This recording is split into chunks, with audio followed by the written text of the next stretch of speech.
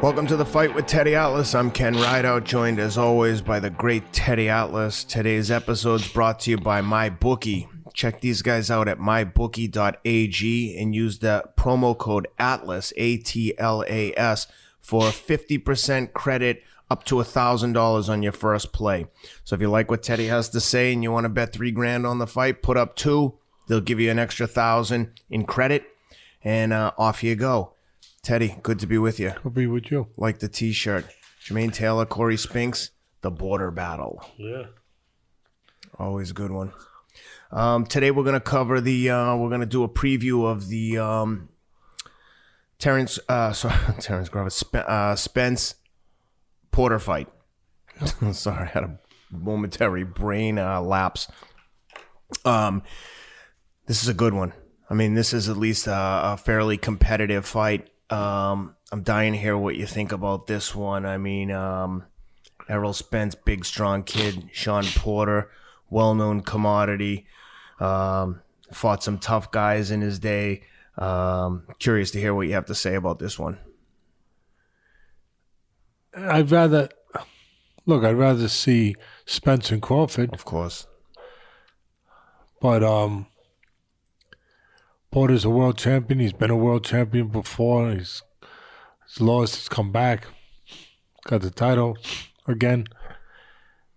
He's a guy going through a little bit of transition. What do I mean by that? I think he is getting older, fighting better fighters than he fought on his way up. On his way up, he could be the bull in the china shop a little bit. He could be the bully, quite frankly. Use his physical strength and just outman people, outmuscle people, outdetermine people, run them over. You know, he was a monster truck with some of these fighters. Definitely was with on his way up, where he could just roll over some of them with his physicality. And now when I mean transition, I see him in his last fight with Ugas, and recently, I thought he lost the fight to Ugas, to be quite frank with you. I agree. But I think that he's realizing that to go get him, you know, bull in the china shop mentality, bullying, just, you know, being that, like I said, that bull. At this level, there's matadors out there. There's guys that know how to handle bulls. And so he showed in the Ugas fight, he's trying to use his jab more, he's trying to use his legs more, he's trying to do a little Jersey Joe Walcott, where he's moving off this way, moving off that way, you know, trying to be fancy. I think he conned the judges a little bit. I love Porter, but we're not here for love fest. We're here to say to the fans what we believe and what we sometimes is not said. And it's not knocking him. It's just pointing something out. I just said he's a determined guy. He's a champion. You know, he's a load.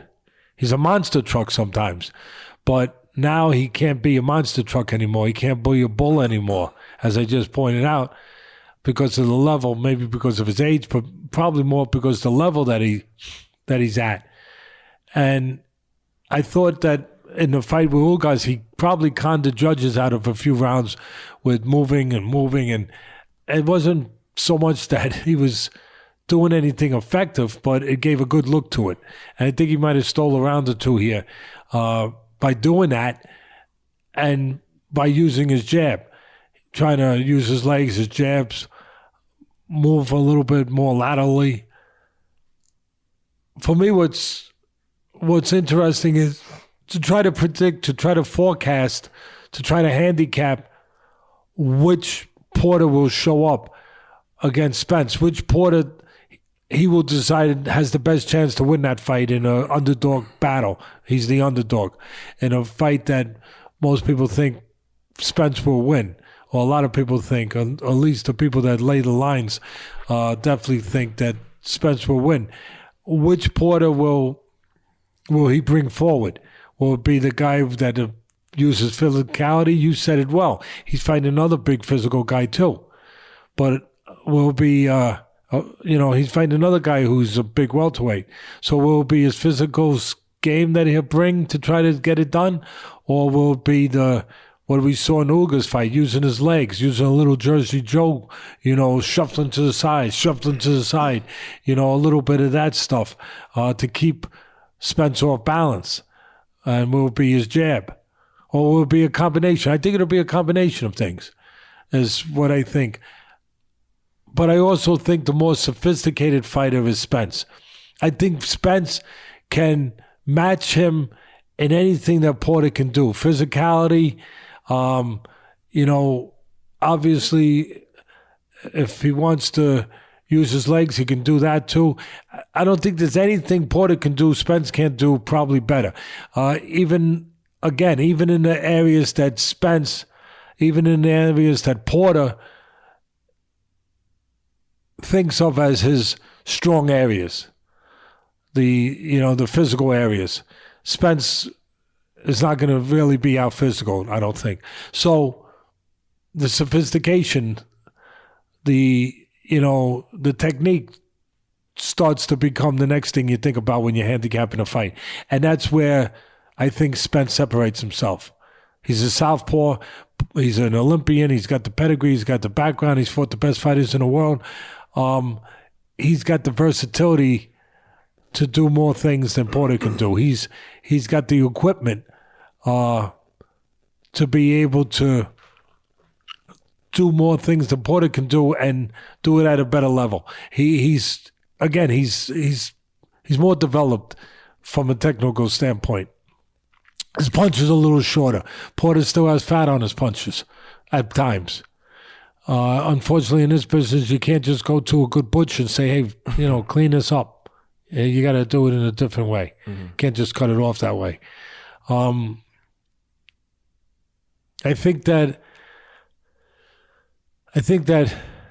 Spence, there's one thing that Porter gets a benefit of in this fight, and I'll point it out right now because I'm pointing out both sides, the negatives, the positives. One thing that he does get he gets a free ride on is he's susceptible to right-hand counters because when he jabs, I don't think he realizes it, he jabs from the wrong distance sometimes. He did with Ugas, and he was getting countered quite a bit with right hands from Ugas when he jabbed. So he was, in some spots, he was almost afraid to jab. What he did was he started moving to the side and jabbing, trying to get to a different position when he jabbed where he wasn't going to feel that he was vulnerable, and using his legs to set that up. But Porter has a habit of throwing his jab from the wrong distance, a little too close, and he gets countered with right hands. He won't have that problem in this fight with Spence because Spence being a southpaw, that right-hand counter, the straight right-hand counter is taken out of play. It doesn't exist. Because instead of being like this, where the right-hand counter could be there, bop, the jab comes, throw your jab. Oh. We got to wear headgears in this taking place. Bop, you throw from too close, bop, the right hand goes right over because it's too close. But now turn southpaw. Now you turn southpaw. You don't have that weapon. Now you have a straight jab or you have a hook, but you don't have the straight right hand to counter. So that weapon, that punch that Porter has been susceptible is not going to be in play in this fight. Yeah, the right hook counter could be there, but it's different. It's not the straight right hand counter. So that won't be in play. So I actually think, usually you think of it as a negative when you're fighting a southpaw. You have to get used to that style. You're not used to fighting those guys. It could be a negative. I think in this case, it might be a positive. So for those people out there that like the odds, that look at the line and see those juicy odds, they might say, hey, Teddy, you're speaking my language here. And by the way, the odds right now are Errol Spence minus 400, Shawn Porter plus 360. So, again, one of the things that has been a problem for Porter won't be in play. But having said that, Porter still can be enticed to throw wide punches and to reach in a little bit. And that's another place where he's going to have a problem because Spence is not just a big, strong welterweight or a seek and destroy guy that I used to say on ESPN when I was broadcasting the fights ringside all the time and use that terminology. He's not just that. He's a guy who can counterpunch. He's a guy who can set traps. He's a guy who could use his jab. So there's no free rides, no free passageway here in this fight for Porter in that way. So if Porter does reach in a little bit, bring that bully game, he's going to get counted. If he throws those wide punches, I think the choices of how we were saying before, I was saying what's interesting to me is to try to figure out which way Porter will approach this fight. What his fight plan? Will it be to bring the muscle game, or will it be to, as he showed in the Ugas fight, to start using his legs, start, trying to feint a little bit, shuck a little bit, use the jab, keep Spence off balance. No matter what he does, I think Spence has an answer. Spence has a good southpaw jab. He showed that in the Garcia fight. He didn't just go get Garcia. He stabilized Garcia first. Mikey Garcia, a good boxer, smaller guy, supposedly was going to be the fleeter guy, the quicker guy. He used that southpaw jab, he being Spence, to stabilize Garcia on the outside. And then he tracked him down. So he was able to do those other things that good boxers can do, not just big, strong welterweights. Mm-hmm. And so he'll be able to do that with Porter. He'll be able to use that jab. So Porter's not going to out-jab him. And then if Porter tries to come in, he can set traps and counter Porter. Now, if Porter gets in the wheelhouse and gets inside, which a lot of people out there might be saying, that's what we want him to do. If I'm going to bet on him, that's what I want. I want him to go to the body of Spence, that thin body.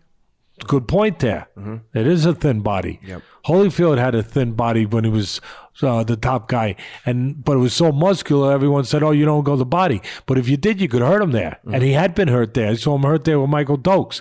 So Spence has that wiry, thin, low body fat, defined body, and it looks great. And it is great, but a lot of people think, oh, gee, it's all muscle, no sense in going to body.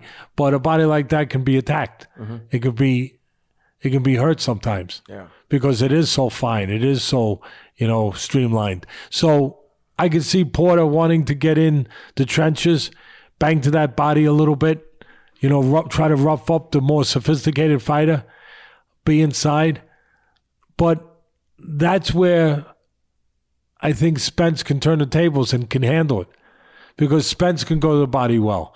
And those punches are going to be a little fat on the inside. We just talked about that earlier. I think that'll be another opportunity where Spence can get inside, sit in that pocket, sit in the eye of the storm when those punches are raining. He doesn't need an umbrella. What he does is he just gets inside those shots. They're coming outside. He gets inside them where he's safe. And he can punch right in between them. So what I'm describing is that there are many ways, I think, that Spence can win this fight. And not a lot of ways that Porter can win it. The way I break it down, I try to break it down, thoroughly. So at the end of the day, the one other thing, too, that I think people should look for is when Porter is trying to be what he needs to be, maybe, a quick guy, maybe not just not the bull, a quick guy, a guy with a jab, a guy with some finesse, a guy with some mobility. When he tries to be that guy to get his motor running, to get himself into that speed, into that rhythm, he bounces. Yeah. Now, a lot of guys don't pay attention to that. They say, yeah, but he's quick on his feet. He's lighter. He's feeling loose. He's feeling, yeah, if you get away with it. But there's a detriment to bouncing if the other guy knows what to do. Because while you're bouncing right in front, which he does, and he did it in the Ugas fight, when you're up, you're not set to do anything. When you're up in the air, you're really not set to punch or defend a punch. You're out of position. You have to come down. So while you're up, if somebody's on top of their game, they can hit you with that jab. In this case, Spence with the southpaw jab. Bang! Every time you're bouncing, bang! You know, Holyfield used to bounce, right? Yeah, that was part of the game plan when Michael Morrow won the titles to keep him off balance. I saw it in tape, and I said, the jab will win the fight for us. Yeah. You know, if we can do what we need to do with this great warrior. Mm-hmm. But the jab is a big part of it. We can disrupt his rhythm. Yeah. Every time he's bouncing, never let him get started. Mm-hmm. You know, don't let the car get out of the driveway. Yeah. You know, keep the engine idling in the driveway. Don't let it get on the road. Don't let it get on the highway. If you're training a guy that's bouncing like that, are you telling him we got to get rid of that bounce? If it's a natural instinct, what would be the instruction? Cut the crap, like stay grounded. Well, be aware of it. Okay. Be aware of it and teach. Mm-hmm. It takes work to teach. It takes patience to teach. You have to stay on top of it. You can't just tell because it's a habit that's been instilled. Yeah. I would tell them, maybe bring your legs a little closer together. Maybe they're too wide somewhere under the shoulder. I tell them, keep the weight on the balls of your feet where you feel that feeling. I want you to feel the feeling you're looking for, that readiness, that quickness, that comes with the bounce. I want you to, that agility, that panther ability to be able to leap and to be able to suddenly make a quick move. I want you to feel that. You're trying to feel it? Feel it. Feel it by putting your weight forward on the balls of your feet, but not on your toes. Yeah. On the balls of your feet where you get to have your cake and eat it too. Yeah. You get the best of both worlds. You feel loose like you do. You feel ready. You feel springy like you do when you're bouncing, but you also have control. You also have position. You also have balance. You're not susceptible. Feet can't leave the ground, right? Yeah. So that's what I do. That's what we do. That's how you're supposed to teach a guy, if you understand such things. But I think wrapping it up, having given what I just gave, that I hopefully is a proper overview of everything that can happen in that ring with these two fighters that they're capable of. Before you get to your prediction, I just want to remind everyone to check out mybookie.ag. If you're interested in placing a bet on the fight, check them out, mybookie.ag. Appreciate them supporting the show. Use the promo code ATLAS for a 50% credit on your first play up to $1,000. And with that, Teddy, please carry on. I'm sorry to interrupt. I'm dying to hear what you have to say. After the way I've set it up, you don't have to be the amazing Kreskin at this point to know what my pick's going to be. It's going to be Spence. I think... You're comfortable laying 4-1? You know, I'm never comfortable in a boxing match. There's too many intangibles. There's too many possible X factors. I'm never really comfortable laying 4-1, but as much as you could be comfortable laying that kind, as much as if it's possible to be comfortable laying that kind of wood,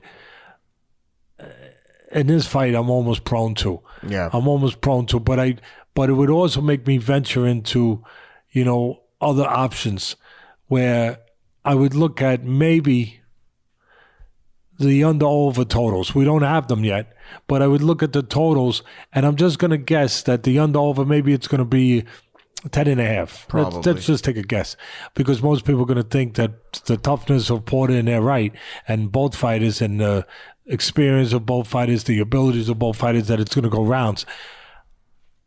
And that, I would think, would be where you'd have to lay a number for the over. That would be the favorite. That's what I would guess. Minus whatever. I would think you get some value and take a venture with the under, because of the things I described. That there's an opportunity for Spence to catch Porter possibly getting reckless, because he's aggressive, but he can be reckless in spots. Possibly being reckless with his aggression, or catching him in between one of those wide punches, or just controlling him, as we said, with the jab, and maybe wearing him down by controlling, the rhythm of the fight. I don't count out Porter. He's a tough guy. He's a load, as I said. But there's also another element. Cuts. Yep. Porter's in there with his head. Not intentionally, but he's reckless. He comes in there with his head. He could get cut. The other guy could get cut. He can be a billy goat. And when he's in there with his head, that brings another factor into play where the fight could be stopped early on a cut. Mm-hmm. So when you factor all the things in that I just said, if you don't want to lay 4-1, and it's a lot to lay, maybe you take a shot where you don't have to put as much up, but you're going to get back more with the odds by taking the under, or maybe you get real good odds. I don't know what it is, but you probably get pretty good odds if you just, or obviously you wouldn't have to lay anything. You get odds if you just took Spence by knockout. Yeah, that's an interesting prop. I haven't seen the line on that, but you're right. There's probably good odds on that relative to the. And listen, I'm not diminishing point. I know what he's a tough, determined guy who was trained by his father. There's a lot of pride involved there. This guy was basically made and born to be a fighter. Yeah, and he's going to behave like a fighter. Mm-hmm. But I just think, for the reasons that I laid out there, that Spence has an opportunity to shine. Yeah, well, very good. One of these episodes, we'll have to get the great Bill Krakenberger to call in and share some of his thoughts. Yeah, I know definitely. He doesn't like to share many of his opinions publicly when it comes to. He'd do it for us. Yeah, of course. Well, listen, guys, thanks for being with us. Shout out to MyBookie. Check them out, mybookie.ag. Again, use the promo code ATLAS for 50% credit on your first play, up to $1,000. And also keep an eye out for the fight plan. Teddy and I got in the ring down at Trinity Boxing Club in Lower Manhattan, and we walked through what to look for in the ring from both guys. And I think you guys will enjoy that. The first one that we did for Thurman Pacquiao got a lot of great feedback, a lot of positive reviews. And Ken was definitely training for this one. You could see that, and it shows. Anyway, Teddy, thanks for doing this. Appreciate you as always. Guys, thanks for tuning in. Hope you enjoy it. Good luck to everyone out there if you're betting on the fight. We'll be back.